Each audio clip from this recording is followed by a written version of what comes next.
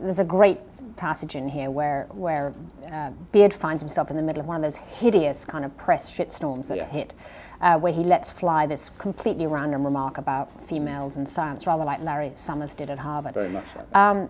Was this a bit of a metaphor for a couple of the things that you've been through, both you and your friends? Yeah, every now and then there's always a bit of Islam stuff knocking around. And friends, like Martin Amis has had storms around him. James Watson, for example, I based a little on him. I mean, he said some injudicious things about race and intelligence, but the storm of indignation went beyond simply taking him on about this.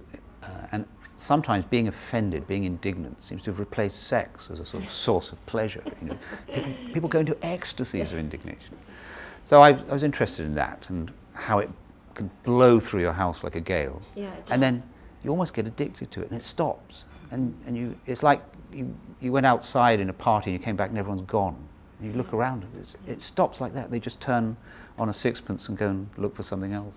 Well, so how do you keep it in check? I mean, you know, you are now yourself very celebrated. You've been written about 100 million times. I mean, how do you control the beast of the press in terms of not allowing those kind of storms to rage around your house too often? Because Martin Amis, I mean, every time he opens his mouth, I mean, whether it was, you know, his comment about Islam or his comment that people should be euthanized in the local phone box or whatever, crazy. He is turning into his father.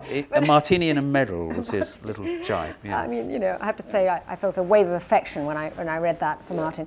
But he seems to be in the middle of a constant hurricane. I mean... well, I think one way... I think you have to develop a carapace of boringness about it. I mean, that's the only... You know, look boring, and... I think book publishing is tidal. You know, the tide comes in, you have a book out, you come out, you speak a bit. But I think you have to be quite rigorous about then just retreating into the world of family and close friends and your pursuits. My wife Annalena worked on The Guardian for many years, and I learnt this terrible term from her that they used on The Guardian. Someone phones out of the blue and says, we're running a piece on, Prince Charles has said that broccoli is delicious. Could you tell us what your favourite vegetable is? If you answer, and if you say yes, mange tous, you're down as a ring-around tart. Right, right. You're always good for a quote. You know, right. How many helicopter gunships do we need to quell Helmand Province? Well, why not phone a novelist? Because they'll surely tell you exactly how many. I remember actually that Martin said he went to Uruguay to avoid those kind of phone calls. But well, while we were there, a bus stopped outside Martin's house, and a little Japanese tourists came out, and a voice saying through a megaphone, I don't speak any Spanish, but we could hear, da-da-da-da, escritor inglés Martin Amis, and everyone was going,